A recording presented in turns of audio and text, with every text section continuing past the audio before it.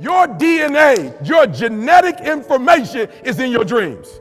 Who you are as a person. And so what this society will do is tell you, you need to be on the Oprah Winfrey show. That's what they'll tell you when you become a motivational speaker and you start traveling through the earth and you start making some moves. They'll tell you, you got to be on the Oprah show. And until you get on Oprah's show, you're nobody. You got to have a best-selling book. If you don't have a best-selling book, you're nobody. And so you start living your life not to do what you were born to do and what you were created to do. You start doing what everybody else wants you to do so you can fit in. And I'm telling you, I don't care how successful you are in that, you're not a success. Why? Because in your dreams, when God showed me the Nobel Prize, that was something that I had when I was 2 years old, but I wasn't mature enough for it. It's just recently that I've been mature enough to understand that. I watched LeBron get the championship, y'all. I saw LeBron win the finals. I saw him cry. I was there when MJ won when his father died. I saw him cry, guys. And I saw, I'm from Detroit, so the Red Wings would win on a consistent basis. I saw him hold up the Stanley Cup and people were cheering. And I said to myself, I'll never get an NBA title. I'll never get a Stanley Cup.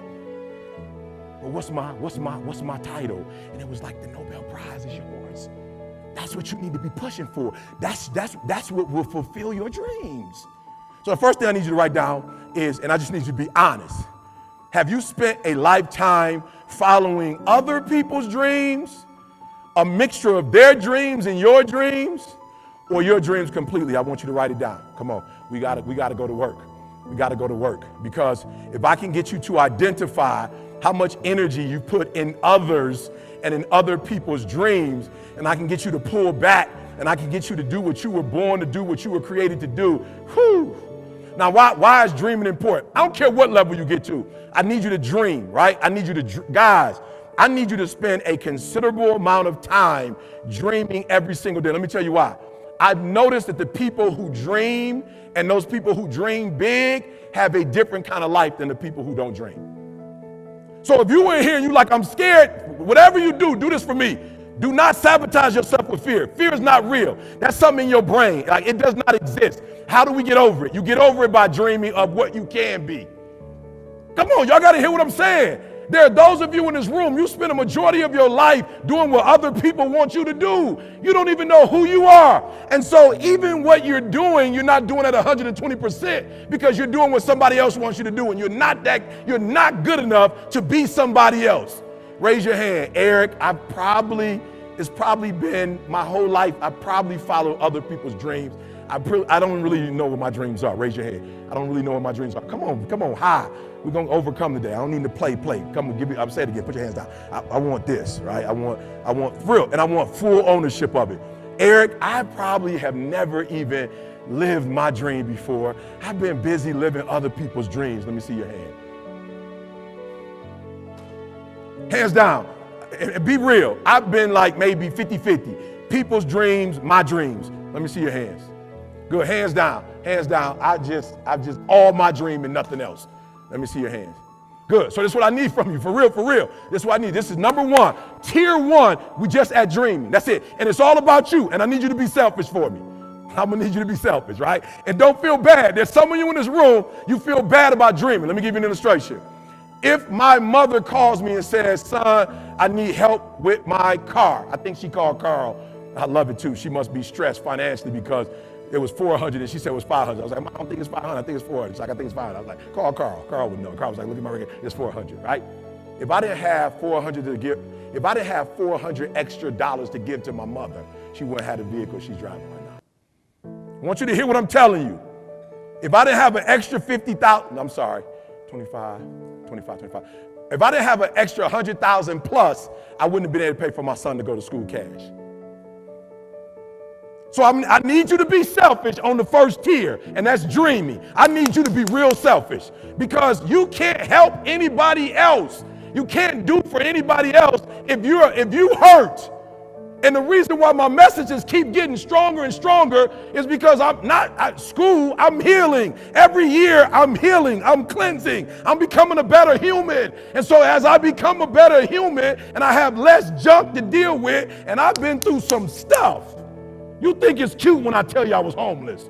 You think it's cute when I tell you my father wasn't in my life. You think it's cute. My mom just wrote her book, and my mom told me to my face, son, I hated your guts for months, for years, because of that book. I'm like, Mom, what do you mean? Like, I didn't say nothing about our family. You told the world that I got pregnant with you when I was 17. I didn't want nobody to know. Imagine growing up in a house where your mother has set up a lie and changed your last name and giving you a life that's not really a real, it's fake, it's not real. And my mom is 60-something, she just let go.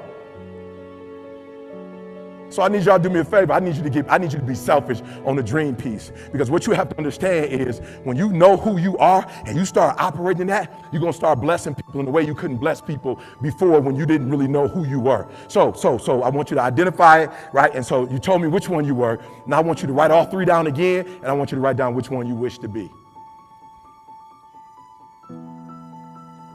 See, this is the teaching the millennials need. This is what the millennials need, guys. The millennials have rushed right into what they thought we wanted them to have, and that's cars and that stuff. Why? Because a generation before, for some of us, right, it was a working class, or they were in poverty, guys. And so they grew up watching their family work hard to get stuff. And so now we wondering why they just want stuff. Because that's all they've seen in their homes. That's all they heard. They've seen their parents go out and buy nicer houses and get better cars than grandma had, better stuff. And now we taking them to Disney World. Like Disney World is a part now of, like if you're a parent, you got to take your kids to Disney World. It's unbelievable. My kids were stressing me. When we going to Disney World? I'm saying, going where? To Disney World. I'm like, who goes to Disney World? They're like, all my friends went to Disney World. I'm like, we didn't go to Disney World. We went to Gary, Indiana. we went to Gary, Indiana at my grandfather's and got Kentucky Fried Chicken, thought we was doing something. I'm being real. We would go on the way to Chicago. We'd stop in Gary for hours. And my grandfather would go, and he was 23rd Street. He would go and get chicken and bring chicken back. And me and all my cousins, we eating chicken and going outside and playing. And we just thought it was the best thing ever. And my kids was like, dog, we don't play outside with Disney World, video game. I'm like, what in the world? And so when I got on my son, like, son, come on, where's that grind, son? Where's that dog, son? Let's go. He was like, Dad, I'm not trying to be disrespectful, but I wasn't homeless. I'm not trying to be disrespectful, I wasn't homeless. You was homeless, I wasn't homeless. Matter of fact, you set me up for the, you actually took some of the dog. I'm not trying to be funny, so I'm not saying I was wrong in giving my kids something that we didn't have, but I was wrong because I didn't teach them that dog. So I just thought that they would just grow up in this big, beautiful neighborhood and go all these places and meet all these people, and the dog is just like something you automatically get. The dog came from what I went through. That the dog didn't come from school. The dog didn't come from getting a PhD. The dog didn't come from getting these big checks. That's not where the dog came from. The dog came, so our children are watching all this success, and we wondering why the millennial generation, nobody ever told them to dream. Nobody ever told them that DNA is in their dream. We told them that their DNA is in their money.